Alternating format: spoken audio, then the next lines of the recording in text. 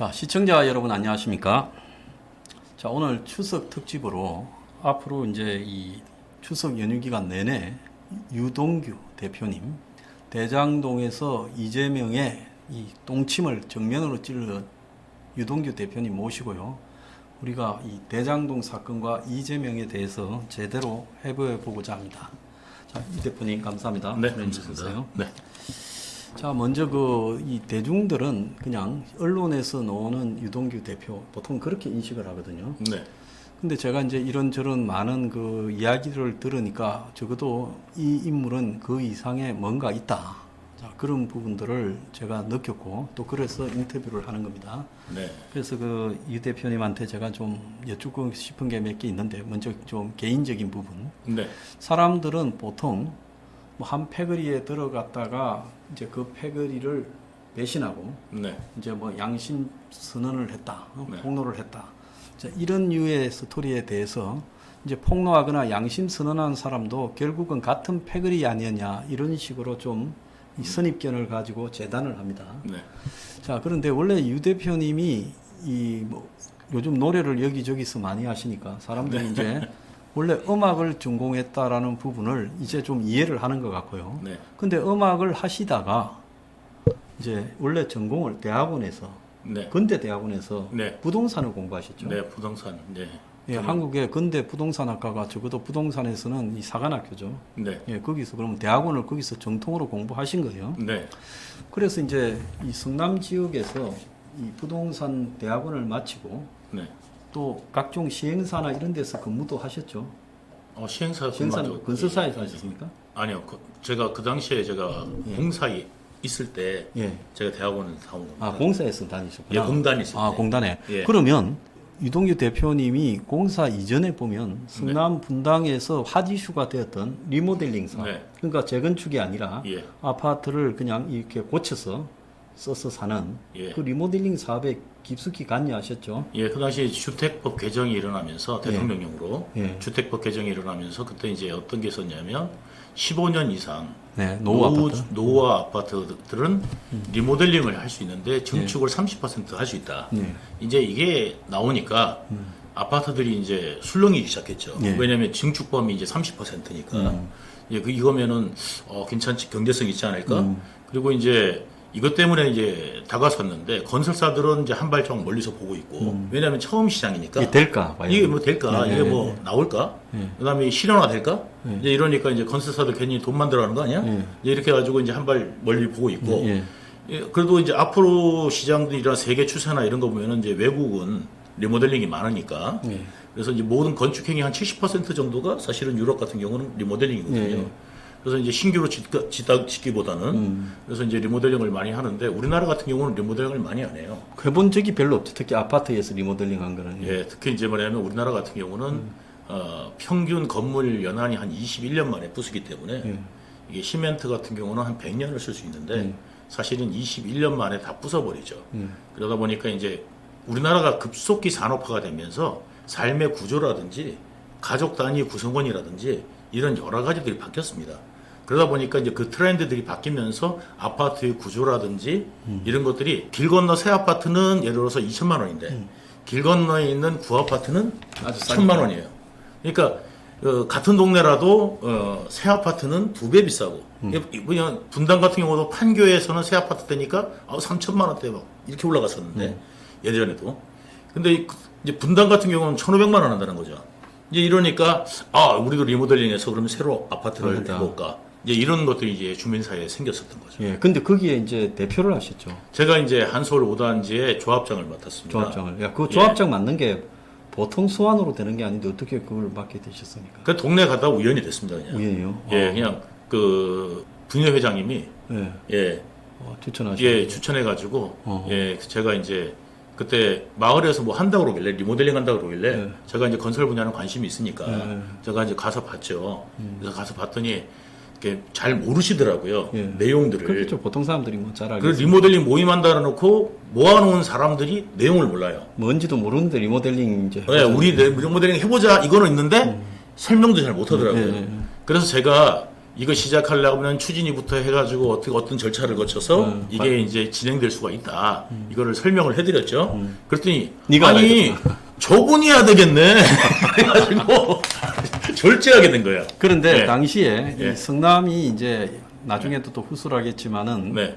이제 곳곳에 땅이 네. 개발하고 그래서 성남이 아마 수도권에서 이 땅 문제에서 네. 가장 이 예민하고 민감한 도시가 되지 않았습니까? 네. 근데 이재명이가 변호사 할 때부터 희한하게 네.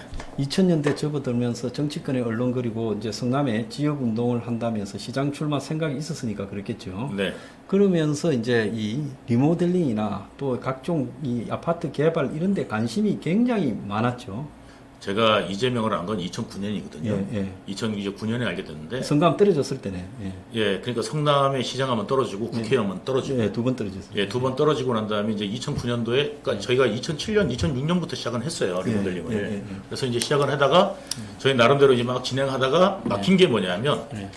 이제 그러니까 주택법은 이게 리모델링이 규정이 돼 있는데 건축법이 규정이 안 돼 있다 보니까 예. 관공서를 가가지고 이걸 인허가 내려고 관공서를 가면은 건축법이 없다. 이거예요. 그러면 공무원들은 그러니까 코에 걸면 코걸이, 귀에 걸면 귀걸이니까 그래서 건축법이 없다 이거예요. 그러니까 안 된다. 그 주택법이 있지 않냐? 근데 건축법이 없다.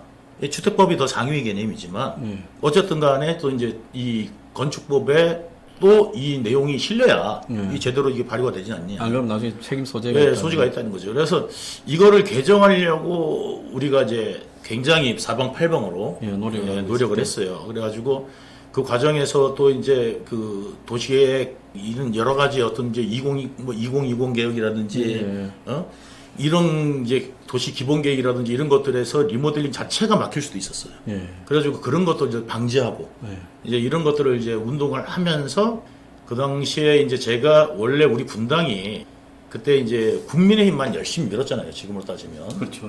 예. 예, 그 당시 새누리당, 한나라당 뭐 해가지고 여권 그 지금 여권을 뭐 보수 지향 70% 이상을 밀었었어요. 예. 그렇게 밀어줘가지고 당연히 국회의원은 누구냐면 항상 예. 그래서 이제 그 당시에 고은길 임태희 의원이 이렇게 있었죠. 그래서 저희들도 이제 그 의원들이 도와주지 않을까 생각했는데 해가지고 이제 제가 임태희 의원을 갖다가 만나자고 했는데 제가 이제 분당연합회 회장이었어요 그 당시에. 분당에 이제 리모델링을 할 단체 조합들이 연합회며 연합회 회장. 회장, 그러니까 예. 분당에 리모델링 하겠다는 그 조합들의 연합이 모임, 추진위원회도 단체. 포함해서 그래서 이제 그 연합의 제가 총회장을 맡아가지고 제가 이제 한번 임태희 의원 만나자 연락을 했는데 연락이 없어요. 또 한 번 연락을 했어요. 싸그리 무시하구나. 예. 근데 또 연락이 없어요. 그 무시당했잖아. 예. 그래서 고은길 의원하고 내가 이제 연락이 돼가지고 고은길 의원을 만났어요. 그래서 만나가지고 분당 리모델링 관련돼서 이런 문제가 있고 지금 판교가 이렇게 들어온 다음에 분당 주민들한테 이런 문제가 있고 그 다음에 아파트가 노후화되고 200만 원 건설에 어떻게 보면은 이게 이제 막 짓다 보니까 이게 배관이나 이런 구조들이나 이런 데가 너무 낡았다. 그래서 지금 녹물이 나오고 15년 됐는데 녹물이 나오고 있고 이런 부분에 대해서 이제 설명을 쭉 했어요. 그래가지고 이제 그 정부에서 이래가지고 주택법 개정으로 해가지고 이게 가능해졌는데 이런 거를 고은길 의원님 도와주면 좋겠다. 이렇게 얘기했어요. 그래서 내가 이제 분당 우리 주민들을 위해서 얘기한 건데 저보고 어디 사시니? 그래갖고 제가 정자동 산다 그랬더니 그럼 임태희 의원한테 가셔야죠 이러던 거예요. 그게 분당 전체에 걸려 있는 문제인데 그 예. 가구를 따져가지고 또 지역구가 또 안 산다고 또 그런 말을 그러니까 저는 하기 이제 싫다는 이야기네. 예, 임태희 의원 지역구니까 그 임태희 의원한테 얘기하시는 게 좋을 것 같다는 거예요. 그 내가 거기서 이제 기분이 이제 확 나빠진 거죠. 그럼 기분이 나쁘게 생겼네요. 그래서 이것들을 봐라 네. 라는 마음이 생긴 거예요. 그래서 무슨 당이고 뭐고 전부 다 이제 어떻게 보면 그 당시에는 제가 다 원래 저도 경상도 출신이고 저희 아버지도 6.25 때 참전용사시고 이런 어떤 그런 게 있었는데 보수 완전히 정치인들이 보수죠. 하는 꼬라지들이 근데 이게 아니잖아요. 그건 아니죠. 그래가지고 이건 아니다. 네. 해가지고 이제 이거를 그럼 어떻게 해야 되느냐. 이제 고심하고 있을 때 이제 뭐냐면 칼럼을 하나 봤는데 이재명이 쓴 칼럼을 본 거예요. 그래가지고 어디 이제 리모델링 관련해서 칼럼을 딱 봤는데 칼럼 내용이 괜찮아요. 리모델링을 해야 되는데 뭐. 근데 이재명 쪽에서 연락이 왔어요. 네. 그 칼럼을 내가 안 봤으면 모르는데 반 상태에서 본 연락이 상태에서 이재명이라고 연락이 온 거예요. 예. 아, 자기가 이재명인데 한번 만나자는 거예요. 그래서 이제 만났죠. 나로도라고 그 횟집에서.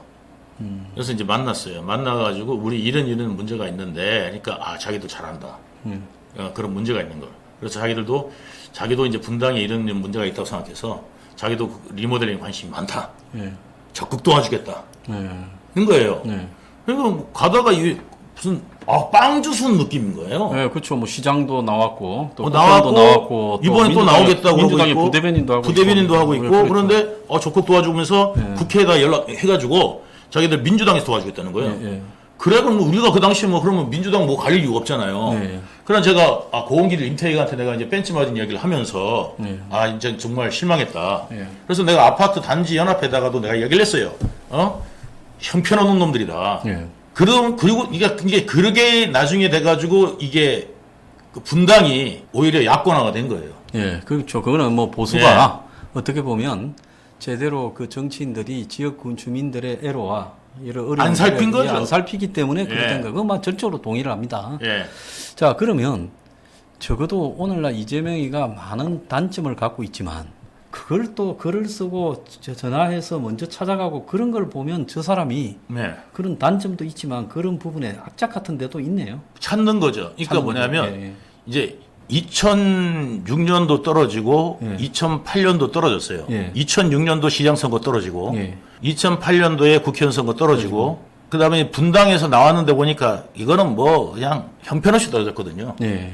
예, 이러다 보니까 분당 도저히 안 되는데 이걸 뭐 어떻게 자기가 2010년에 선거를 나가는데 분당표를 몇 퍼센트를 가져와야 내가 당선이 되겠다. 되겠다라는 게 생기지 않습니까? 계산이 생기니까 이게 예. 리모델링이 천 몇백 가구쯤 됐죠.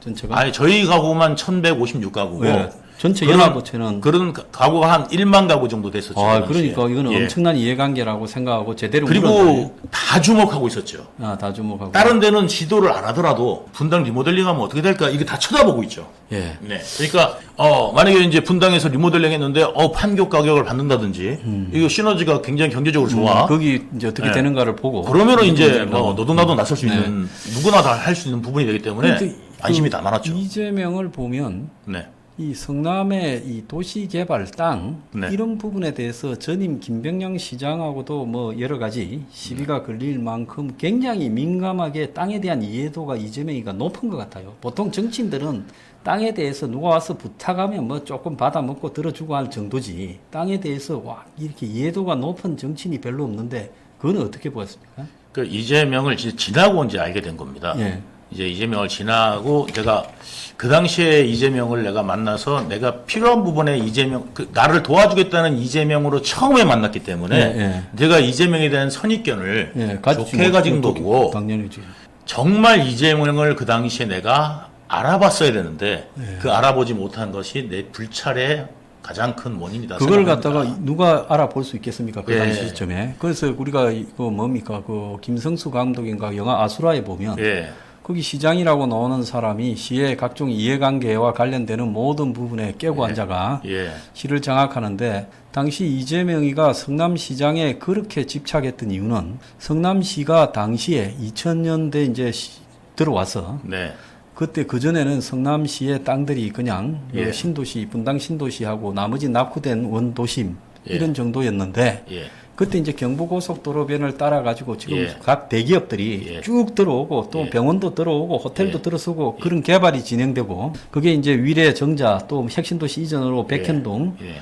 그리고 이제 대장동 개발 이런 것들이 다 그때부터 진행이 되고 있었지 않습니까? 네네. 그러니까 이재명은 적어도 성남시장이 되면 그 시장으로서의 권한을 가지고 부동산에서 내가 어떻게 좀 해야 되겠다라는 부분을 알지 않고 이렇게 할 수 있었겠느냐는 생각이 들어요. 제가 2010년도 선거 때 예, 이재명의 부동산 관련된 예, 정책 100대 공약을 제가 예, 만들어줬습니다. 예, 제가 만들어줬었고 그렇기 때문에 그때 당시 캠프 활동을 그때는 한 거죠. 예. 그 이후에는 캠프 활동을 한 게 없어요.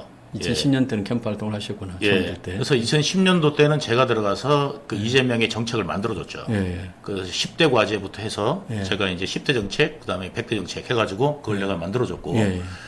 그때 당시에 이제 그래서 누구랑 어떻게 들어가서 제가 했는지를 다 법원에서 제가 밝힐 수가 있었던 거고. 근데 이재명이 그 당시에 2003년도에 김병량 시장을 몰아내려고 파크 비운가 그거 핑계죠. 거기에 용도 변경. 불법 용도 변경했다. 그거 2단계밖에 안 됩니다. 나중에 본인은 4단계. 4단계였죠. 그런데 이제 그거 2단계 했다가 그게 이제 2단계나 그거 불법해졌다. 그러면서 난리를 쳤던 게 그 다른 당도 아니고 같은 당이에요.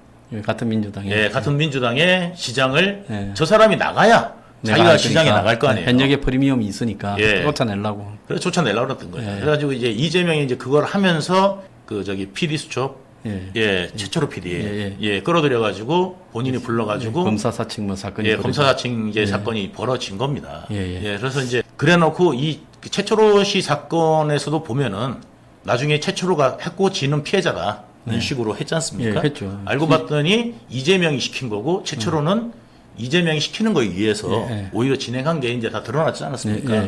그리고 이재명이 제일 나중에 알게 된 거지만 제일 환심한 게 뭐였냐면 이재명이 그랬다는 거예요.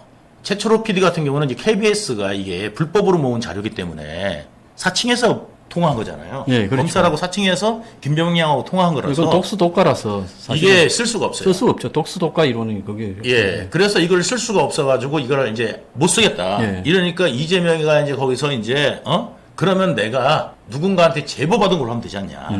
이런 아이디어까지 낸 거예요. 그래가지고 마치 자기가 제보자인 척하면서 최초로 이렇게 해가지고 갖다 주는 척까지 하면서 이제 이런 퍼포먼스까지 해가지고 했는데도 방송이 안 된다. 된 거예요. 그러니까 그러면 그 방송 내용을 나를 줘라 해가지고 이 최초로 PD가 이재명한테 안 된다 처음에는 거절을 했더니 이 최초로 PD가 이제 그럼 김병량하고 최초로 PD가 통한 거 있잖아요. 그걸 달라고 그랬던 거예요. 달라고 그러니까 뭐 하려고 그러냐 그랬더니 내가 혹시 나중에 고소당하면 나도 이걸 가지고 있어야 되지 않냐. 그러니까 달라고 그래가지고 최초로 PD가 말한 거를 지우고 김병량이 말한 것만 해가지고 이재명한테 넘겨준 건데 이거를 갖고 바로 가가지고 이재명은 기자회견 하면서 이걸 틀어버린 거예요. 참. 자신의 이해관계는 뭐 남이 어떻게 되든지 상관없어요. 그러니까 이걸 틀어버리는 바람에 이게 사건이 된 겁니다. 그러니까 말하자면 김병량 시장도 그냥 전화만 왔었고 그 위에 아무것도 없었으면 뭐 고소할 이유가 없었는데 이거를 자기 육성을 기자회견하면서 틀어버리니 고소할 수밖에 없잖아요. 그래가지고 고소를 하게 된 거고 그러다 보니까 이제 검사 사칭까지 돼가지고 최초로 PD가 먼저 잡혀 들어갈 때 최초로 PD 먼저 부를 거 아니에요. 이거 어디서 났느냐 그러니까 이제 최초로 PD한테 얻었다. 이러니까 최초로 PD 그럼 당신 들어와봐 했을 거 아니에요. 이거 나 체포돼갖고 바로 구속되면 어떡하냐. 최초로 PD가 걱정하니까 이재명이 걱정하지 마라. 너 당신 가면 내가 변호도 해주고 내 변호사 아니냐. 그리고 내가 상황들을 내가 다 설명할 테니까 걱정하지 마라. 들어가라 그랬대요. 그래가지고 들어갔는데 진짜 구속된 거예요. 그래가지고 구속돼가지고 최초로 PD가 구속돼가지고 이제 와이프가 이제 면회로 왔을 거 아니에요. 면회로 왔겠죠. 그 최초로 PD 와이프가 면회로 오니까 면회로 왔을 때 그 말 했다는 거예요. 이재명 변호사를 만나서 지금 이런 거를 좀 설명을 좀 해달라. 어떻게 하면 좋은지. 그래가지고 그 최초로 PD 부인이 이재명한테 전화를 한 거예요. 우리 남편이 변호사님한테 전화 드려가지고 이거 어떻게 했으면 좋겠냐고 물어봤는데 어떻게 하면 좋겠냐 이렇게 물어봤더니 나한테 왜 전화했냐? 그 사람이 대장동에서도 나중에 그렇게 하는 비슷한 행태들이 쭉 많아요. 나오는데 원래 딱 그 속성이 드러난 거네요. 그러니까 나한테 왜 전화했냐?